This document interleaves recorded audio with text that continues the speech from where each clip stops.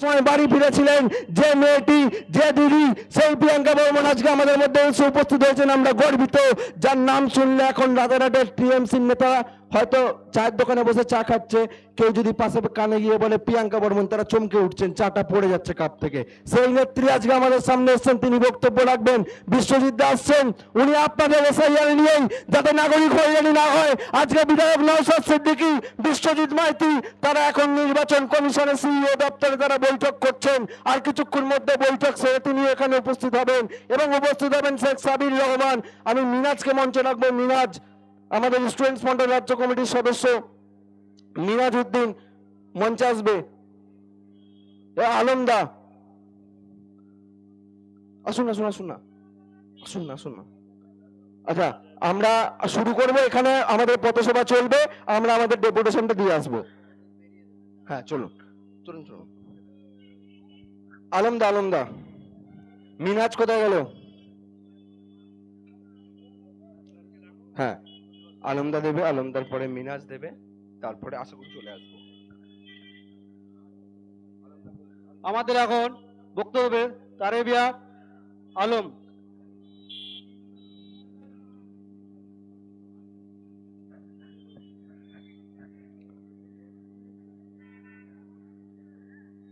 আজকে পথসভার সম্মানীয় সভাপতি, উপস্থিত আইএসএফ এর সকল নেতৃত্ববৃন্দ এবং সামনে বসে থাকা আইএসএফ এর সকল সহযোদ্ধাদেরকে আমার আন্তরিক শুভেচ্ছা ও অভিনন্দন।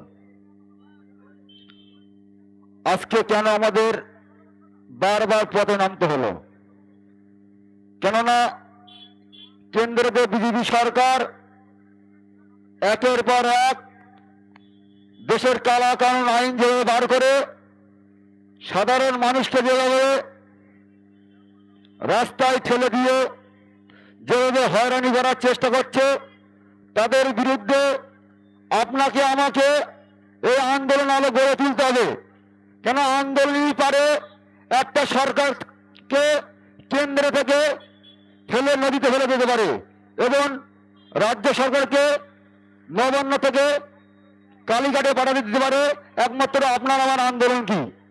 তাই এই আন্দোলনকে আরো শক্তিশালী করতে আপনাকে আমাকে ঐক্যবদ্ধভাবে আরো এগিয়ে যেতে হবে, যাতে যেভাবে গরিব মানুষের বা সাধারণ মানুষের যেভাবে এসআরআই নিয়ে ভয় পেয়ে যাচ্ছেন, আপনাদেরকে বলবো আপনারা ভয় পাবেন না।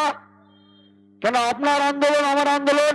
এই আন্দোলন যদি আমরা সারা রাজ্যে যদি ছড়িয়ে দিতে পারে, বাধ্যতামূলক সরকারকে ভয় দিতে হবে।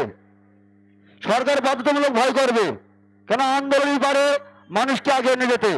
তাই আমি আর বেশি কিছু বলবো না, এই বলে আমার সংক্ষিপ্ত বক্তব্য শেষ করছি।